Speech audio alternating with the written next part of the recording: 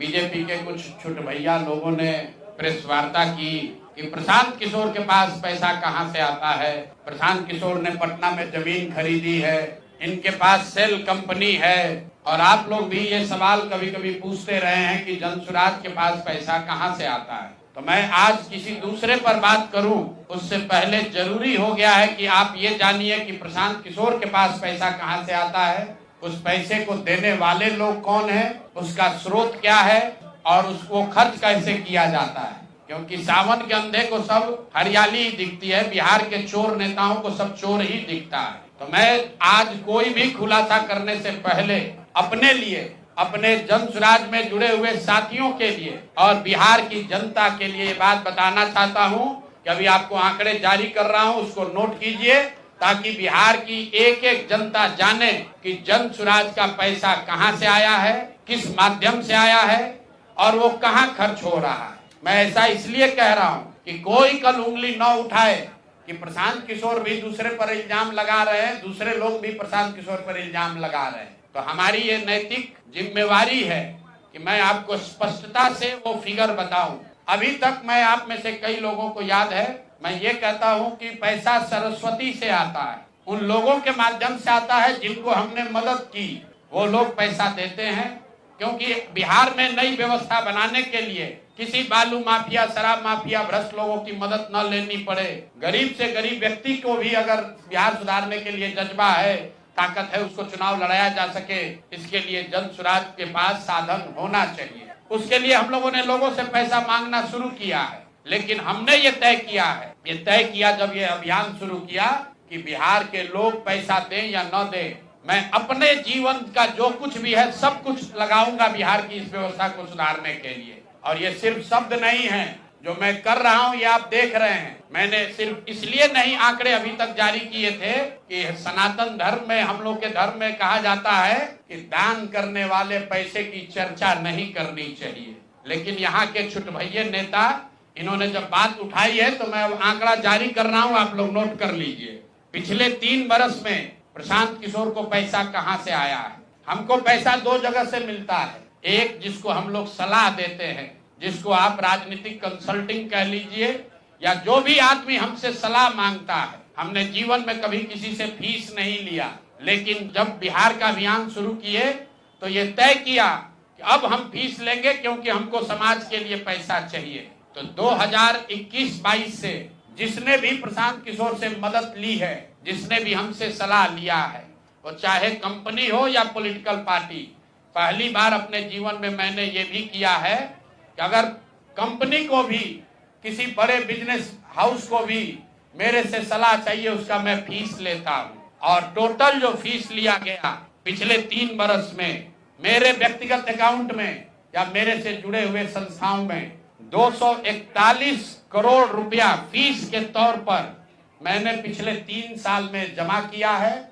इस पर 30 करोड़ 95 लाख 68,764 रुपया जीएसटी पे किया गया है। ध्यान रखिए कि जो पैसा हम लोग सलाह देते हैं, उस पर जो फीस मिलती है, उस पर 18% भारत सरकार को जीएसटी देते हैं। तो 241 करोड़ रुपया हमने फीस के तौर पर लिया 3 वर्ष में, और उस पर 30 करोड़ 95 लाख रुपया हमने जीएसटी भरा।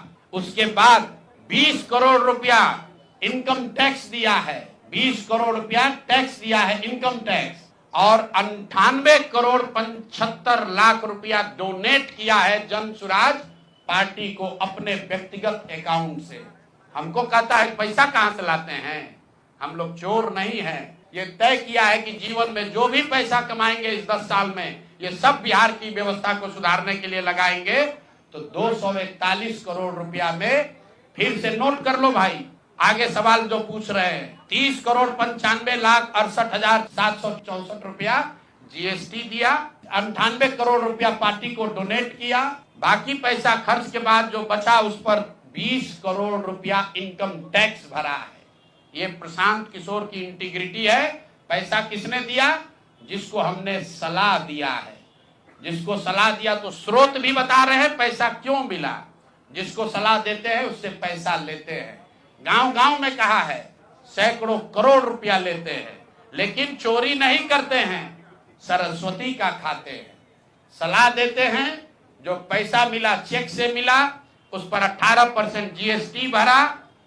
जो पैसा जन स्वराज की व्यवस्था को चलाने में खर्च हुआ, उस खर्च के बाद जो बच गया वो भी 98 करोड़ रुपया पार्टी को डोनेट कर दिया चेक से। 98 करोड़ 75 लाख रुपया। इनकम टैक्स भरा 30 करोड़ रुपया।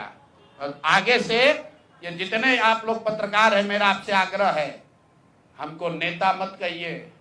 हम मंच पर जो कहते हैं वो करते हैं। हम नेता नहीं हैं, बिहार से पैसा कमाने नहीं आए हैं।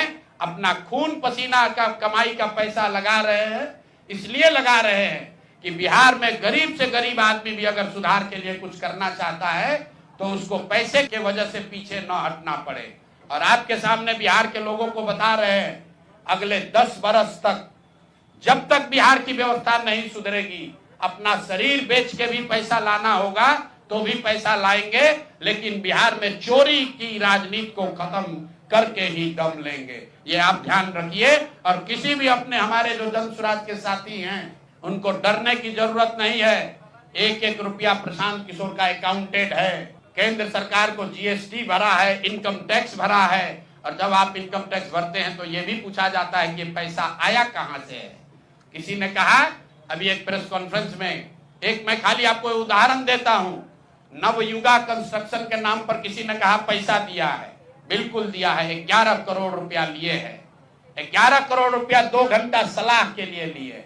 उनको एक प्रोडक्ट लॉन्च करना है, वो लॉन्च करने के लिए हमसे सलाह चाहिए, तो 11 करोड़ रुपया हमने कहा पार्टी को डोनेट करो, तब 2 घंटा का सलाह देंगे। ये बिहार के लड़के की ताकत है, ये सरस्वती की ताकत है। हम लोग चोरी नहीं करते, नवयुगा से घूस नहीं लेते हैं, अपना यहाँ मेहनत करते हैं, उसका फीस लेते हैं, और जो भी पैसा मिलता है अपना खर्च काट के जो बच जाता है वो पार्टी में डोनेट करते हैं।